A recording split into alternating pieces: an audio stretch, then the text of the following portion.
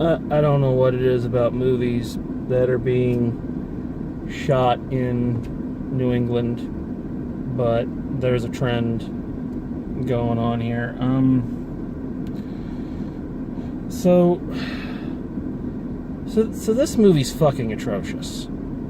All right, and like I mean that from like the core of my being. I've seen a lot of baddish movies this past year. It's kind of the thing. It's the risk you run when you go to the movies as much as I do. But even with stuff like, you know, Baby Driver or American Assassin, you know, they're bad, but they aren't like infuriating. And this movie was like, I don't even know how long it was. If it was 2 hours, 70 years, I don't know. But it was like an extremely long amount of time of just being repeatedly kicked in the balls. I mean, just bam after bam after bam, and it was just fucking, oh man alive. So as I watched this, or as I watched the trailers, I noticed there's a certain trend that goes on with comedians or people who made their name in comedic movies. History is circular, you know, and sometimes things just, I'm fucking this up. This is the week I've had, guys. I'm sorry. And part of me wants to hit the stop and start over again, but I don't. I think if I did that, I wouldn't turn it back on, which I know most people wouldn't care one way or another, but, you know, I kind of feel like I need to get through this. So anyway, trying to make a point. So history's circular.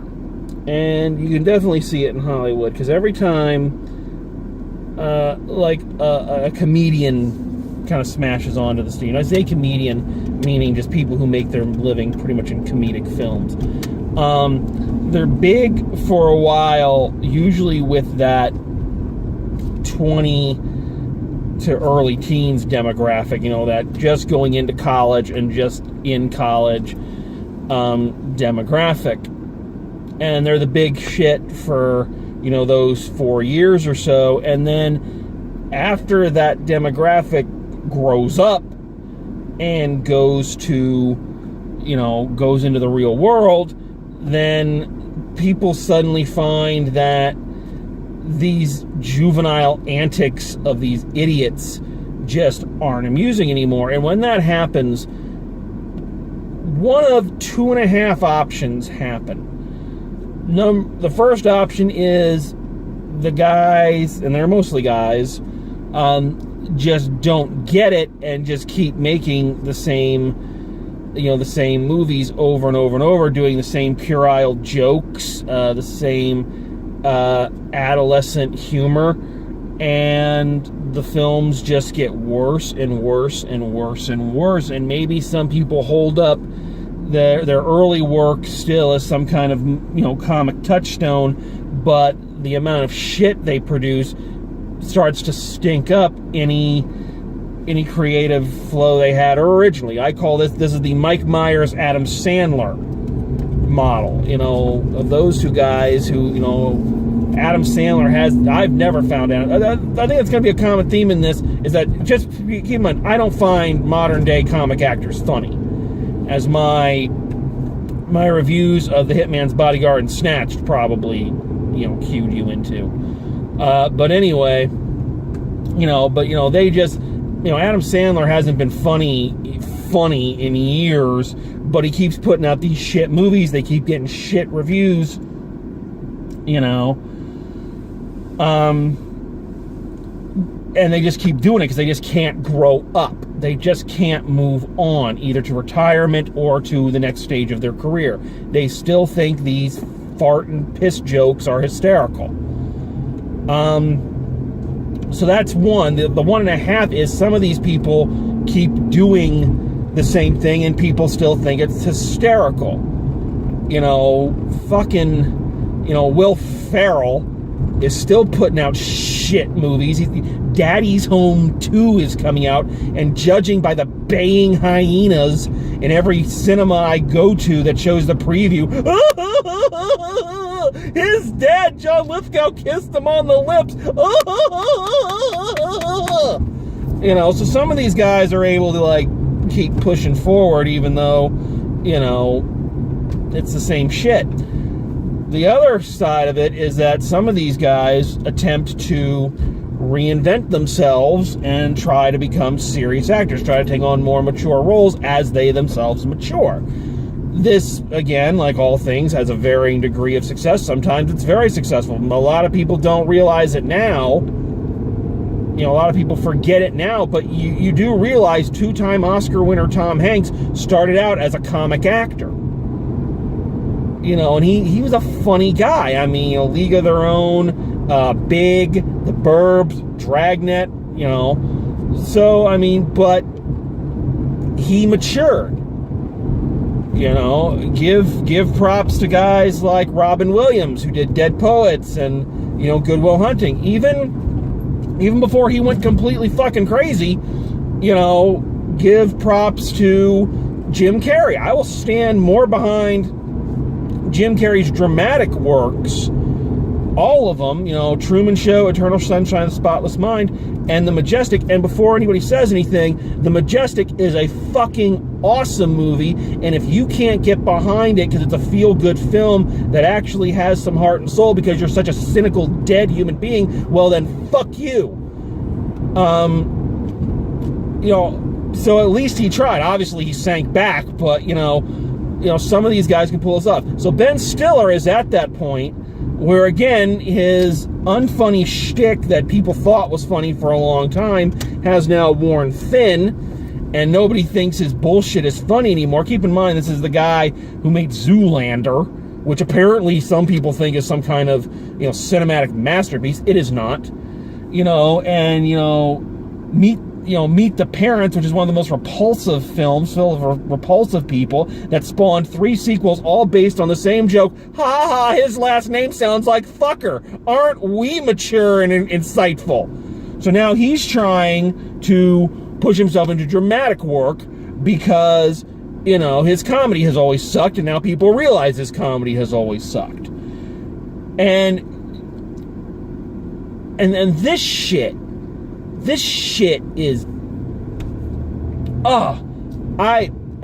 this is this year's Manchester by the Sea, because I have not since Manchester by the Sea have I left a film this fucking pissed off. I'm mad. I wasn't having a good time this week to begin with, and this just pushes me over the edge, people.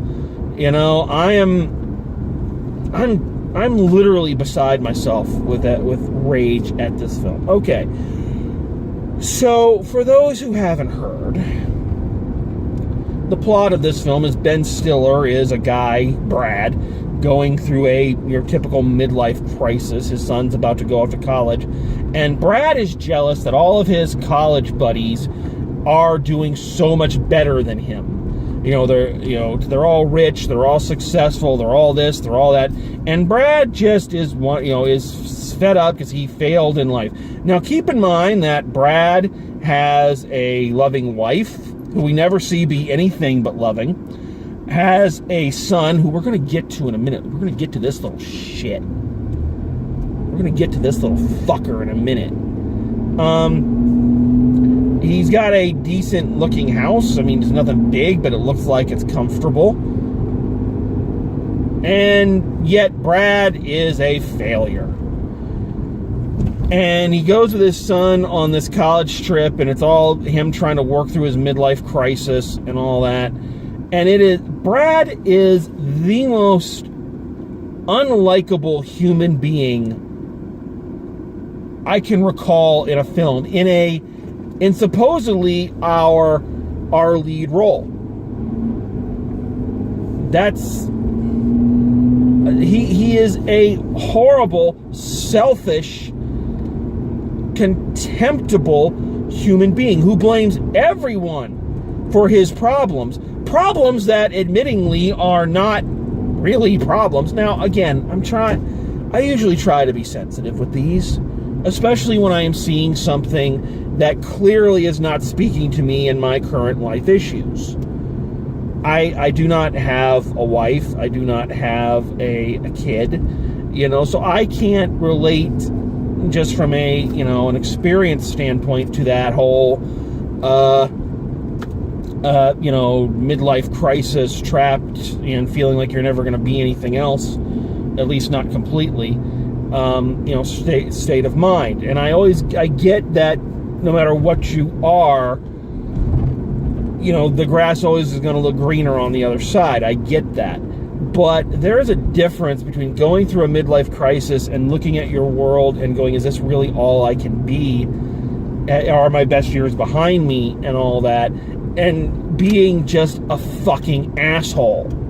I mean, this guy blames his wife because she's too easily satisfied. And it's her fault because she's so easily satisfied, so therefore, I never achieved more with my life. I was happy to just settle because she's so easily satisfied. Yes, fuck her for being someone who's happy with her life.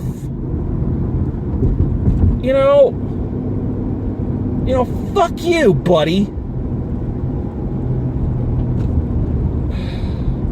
I mean, the film starts out with him lying in bed talking about when her parents die, are they going to leave them all of the money? With a very callous, not even in kind of a joking way, no, he is being dead serious and very callous about it. And again, I don't know if we're supposed to sympathize with this guy. I really don't. I'm not sure if the film was trying to paint him as an ugly person, or if we were really supposed to understand his thought process, or what they were going for, but whatever it is, I fucking hate this guy. Fucking hate him. At every scene, he does something or says something that makes you want to fucking hate him more. I mean, how repulsive can you make a person? And of course, it comes to this thing. He has like these 4 or 5 college buddies, all of whom he reminisces endlessly about how much better they are and how much better their lives are than his. And of course, it comes to the dinner where he meets with one of the friends, and he tells him that, oh no, this guy that you think owns his own company is being sued because he stole all this money, and his daughter has a degenerative spine disease, and the other guy is actually on drugs and and booze and all this. So so it's supposed to be the thing of maybe everybody's life isn't as perfect as it appears, but it's not doing that. It's basically only saying the only way you can find satisfaction and happiness in your life is knowing that everybody else's life is completely in the gutter, because that's fucking healthy. I mean, I get that we all have it. We all have the Schadenfreude. Let's not pretend like we don't. And if you say you don't, you're lying. We all have that thing where when something, let's not say terrible. I don't want to, we don't want bad things. But, when something, you always have that friend on Facebook or something who always posts all these pictures and everything just looks perfect. And then, one thing doesn't go perfect. And there's that little bit of you that's like, okay, at least their life isn't, a 1950s sitcom. At least they have real problems, and it makes you feel a little better. You don't want bad things to happen for them, and you feel bad for them, but you always have that little moment. I get that. We're human. Schadenfreude is a thing. The Germans didn't just come up with a word for it to be fun. They're German. They don't do things for fun. But there's a difference between taking a little bit of solace in the fact that you're not alone in having a hard time in life and supposedly supposed to be lifted up because everyone else's life is in the fucking gutter. And there's this whole thing he goes through about, his friends cut him out of their lives, basically. He wasn't invited to his one friend's wedding. They didn't all get together. He didn't get called when one of their professors that they all had when they were in college died, and all this. And it's this whole thing if he thinks it's because he's the least successful. And it's not because you're the least successful. It's because you're a fucking asshole. If I knew you, I wouldn't want to invite you to all those things either, because you're a fucking ass. It is, and what's weird is that the only scene in the film that you're supposedly supposed to feel like he gets the shit taken out of him, even that's undermined. He meets up with these college girls at Harvard, and hangs out with them. And because at first they think he's interesting because he's out in the, he's out in the real world and he's doing things. He runs a nonprofit and all this. So he's feeling like a big man. Having that American Beauty thing where he's thinking about how sexy these young girls who are worshiping him are. And it's really creepy and disturbing. And he goes and he has drinks with one of them. And he basically maps out everything wrong with his life. And she tells him, he tells him kind of what the audience wants to tell him the whole time, or at least what I want to tell him the whole time, is, your life is not that fucking bad, dude. I don't get what you're complaining about. But the way it's filmed and the way it's framed and the word choices she uses, again, does not deliver the punch, because all you're thinking is, again, in that one moment, ironically, the one moment where he's supposed to be getting the wind taken out of his sails, in a way you kind of side with him when he tells her, look, you can sit there and lecture me about all this all you want, but you're in your 20s and in college. You don't know what's going on out there. You don't know what it's like to try to raise a family, make a living, make something of yourself. So the only person who tells him off is a person who, quite frankly, does not have a proper frame of reference to be lecturing anybody. And I hate the terms, your white privilege and all this. And it made me even madder because I was sympathizing with the guy. And I didn't want to sympathize with him because he was an asshole. He was wrong the whole time. I hate that term because, again, it's a thing of, you don't know what his life is. You don't know the struggles he's been through. Don't slap white privilege or privilege on anything. You don't know how hard he's worked or how it hurt when he failed. So don't undermine it by saying, well, you're just privileged. Fucking 20-year-old. So even in this moment where they're supposed to take the wind out of his sails, it doesn't work because you do agree with him when he tells her you don't know the world. It's great to be young and idealistic, but eventually reality does set in, folks. Ask anybody who was alive with the hippie movement. So the whole film is just mixed messages, and part of the time you don't know if you're supposed to sympathize with his issues or if he's just an ass or what. It's all over the place. And I gotta talk about the kid playing his son. Dead-Eye Joe. Okay, Dad. Okay, the fucking kid doesn't make an expression. His tone does not change. He's always just, okay, all right. I'm really excited about maybe going to Harvard. You don't know what the fuck this kid's feeling from one moment to the next. It is one of the worst performances I have ever fucking seen. Supposedly from the second lead of the movie. Oh, wow, I get to have an interview with the guy I liked. Oh, the guy I liked wasn't as cool as I thought he was going to be. Dad, why are you yelling at me right now?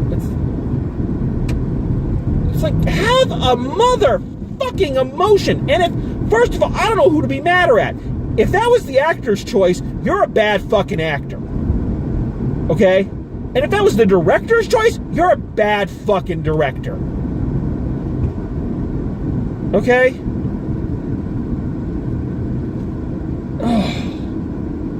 This film is bullshit. It is absolute motherfucking bullshit. Perfect way to end my week. Just, it caps off everything. You know? One of those things that just...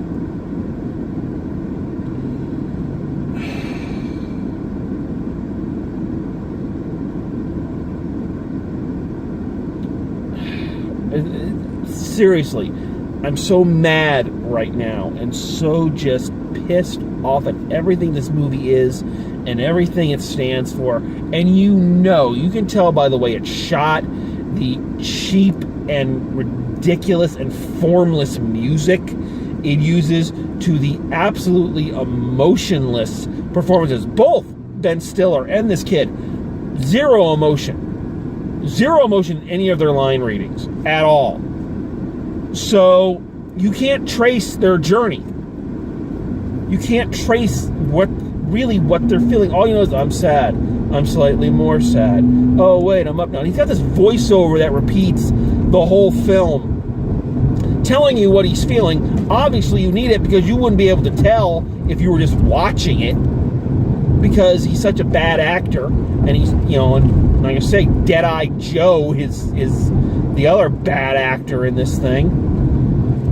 I mean, this thing, okay, you want a movie about a midlife crisis that makes sense? Go watch City Slickers. The Billy Crystal movie from the 90s. Go watch that. That is a movie, and I can tell you, again, not being someone with a wife and kids and anything like that, but being an almost 40-year-old man, and at that age where you're looking back and you're realizing, steadily that your younger and more formative days when the world was in front of you, that not only has that past, but you start to realize just how long ago it was. City Slickers captures that wonderfully. That moment where you're upset and you're disenchanted, but you're not really sure why you are, and what you can do to get out of it, and the journey of getting out of it. It's not that I'm upset with movies about midlife crisis, or that I don't take midlife crisis seriously. I do. I understand it. And I come to understand it more each day. But there are ways to communicate that in film and another medium that doesn't involve turning your character into a complete another dick. This was the big thing I had against American Beauty when it came out. I never liked American Beauty either. I thought it was a disgusting movie, because for a lot of the same reasons that I feel this one is a disgusting movie, is because the lead character is such an ass. Such an ass about everything. So self-centered about everything. And even when people try to understand him, he doesn't want them to understand him.